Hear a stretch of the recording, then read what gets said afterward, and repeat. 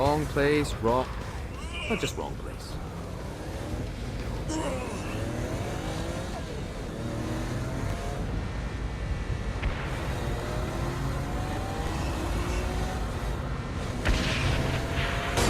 Note to self. Find a way to control lightning.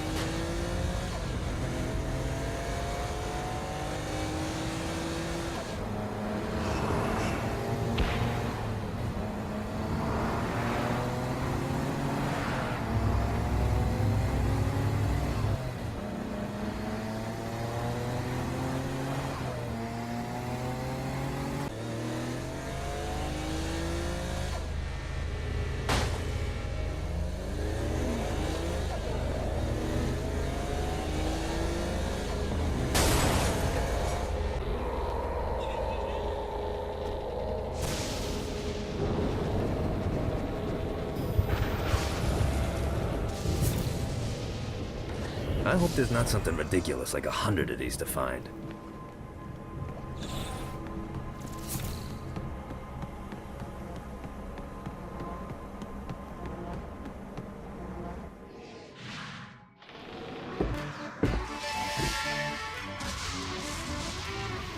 Abandoned ship! We've been boarded!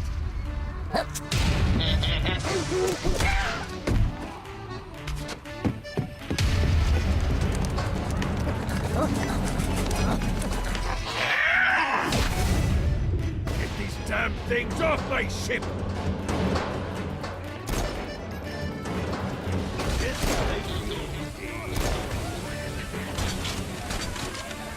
Play too? I am the scourge of the seven seas!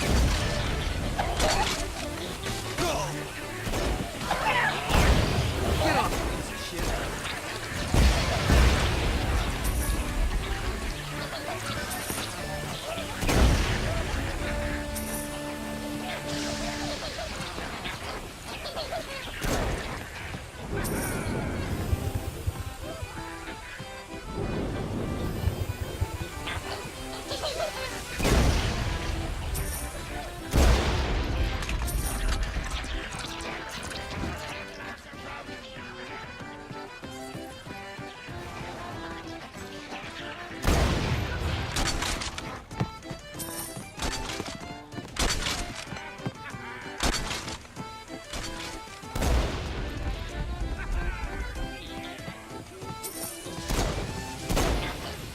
Run. I got a bit of treasure in that chest over there. The weapon you find inside may help with our little imp problem.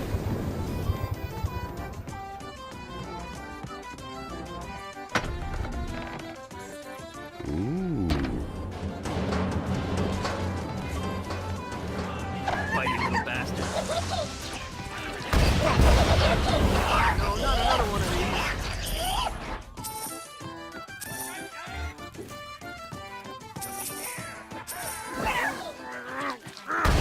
Fighting little bastard.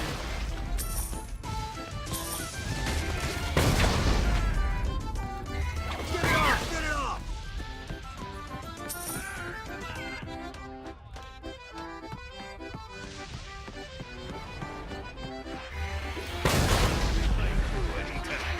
I summoned these imps to serve as my crew.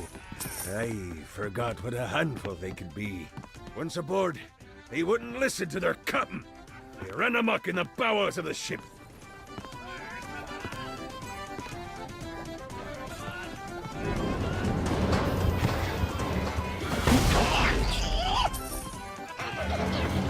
Fighting little bastard.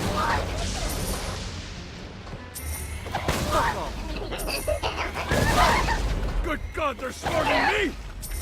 Fighting little bastard. Get it off! Get it off! No, not another one of these.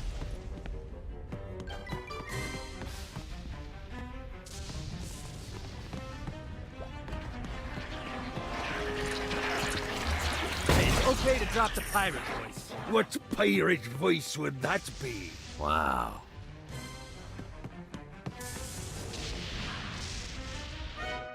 Zinyak's destruction of Earth had a profound impact on the afterlife. To heaven, it was a logistical nightmare. St. Peter's meticulous nature drove purgatory wait times to unbearable levels. Meanwhile, in hell, where souls in pain were used as currency, it created a new era of prosperity for the wickedly enterprising. This economic boon resulted in the coffers of hell to be overflowing, which in turn piqued the interest of the most notorious man that sailed the seven seas. Long had Blackbeard been a thorn in Satan's side, robbing tax collectors on a semi-regular basis. But the promise of an immeasurable fortune drove him to be even bolder. An arrangement was reached. Blackbeard would provide information on strategic targets in exchange for a share of the profit. Johnny, who was interested in murder, not money, happily agreed.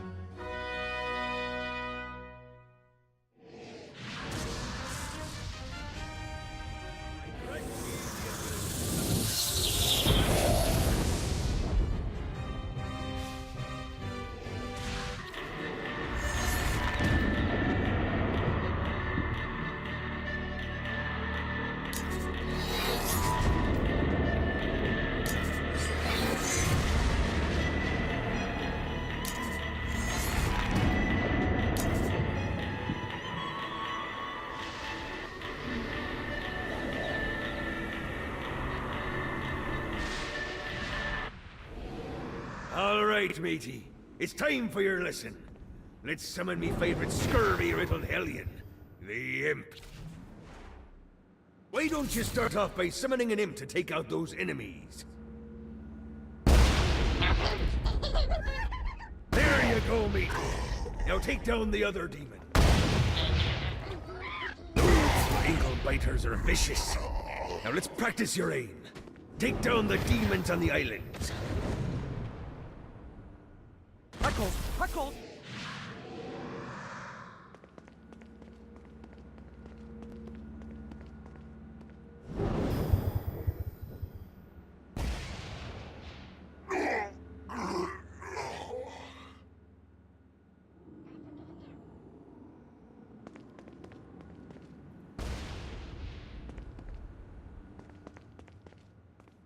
Few things are as rewarding as pressing someone into service, am I right? Now get going! There's a whole wide world waiting to be plundered.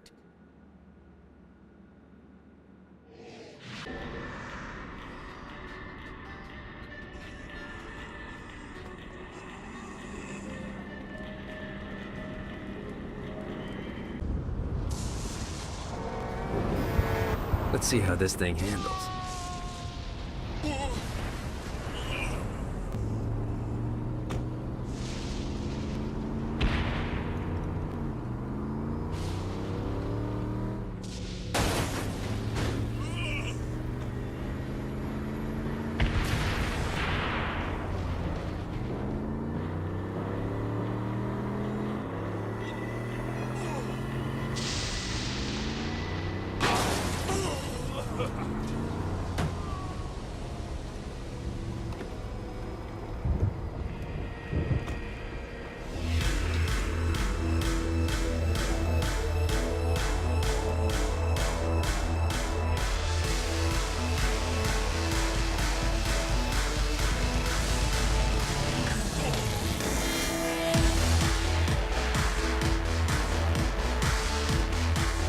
Lights up.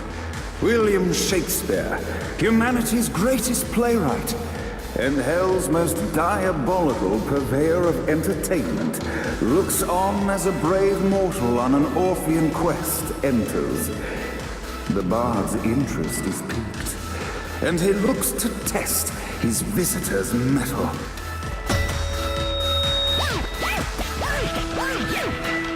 The masked tragedies were used to enemies cowering as they approached. But soon they realized that they faced a foe with courage and nobility, traits uncommon in the fires of perdition.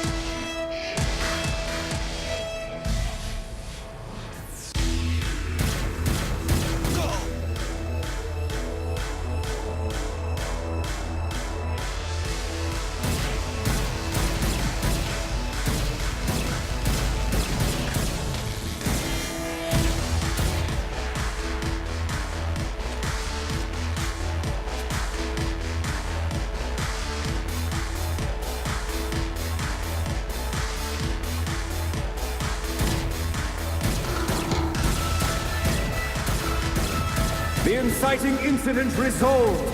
The time had come for rising action. You got it.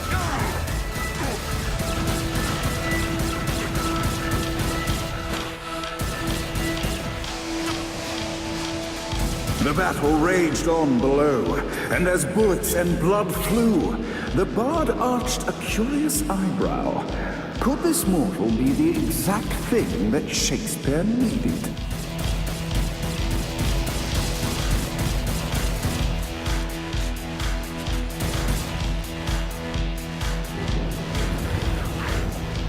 This battle's far from over.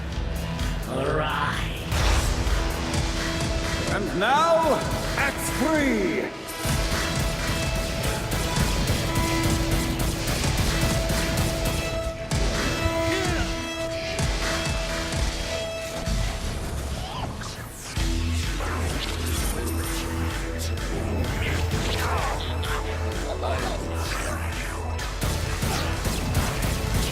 I will fucking end you.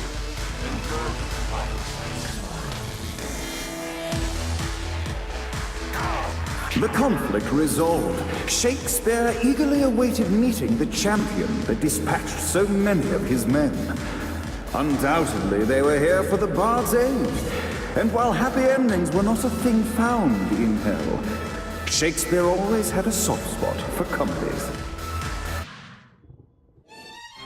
In the land of the living, William Shakespeare is regarded as one of the most prolific playwrights of all time.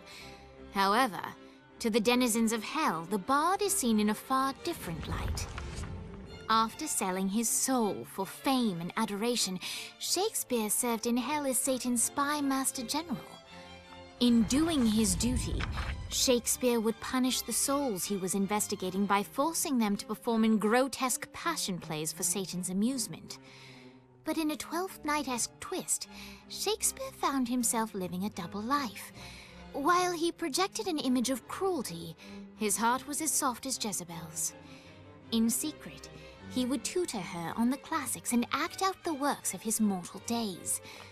When Satan found out, he cast Shakespeare out of the palace, by the populace of hell, far out of Jezebel's sight. But Satan had not counted on the bard's cunning. Embracing his persona of master torturer, Shakespeare and his followers, the tragedies, took root in the entertainment district, biding their time for revenge. So Shakespeare called forth the Deus Ex Machina to bestow our protagonist with the arcane power of force stomping.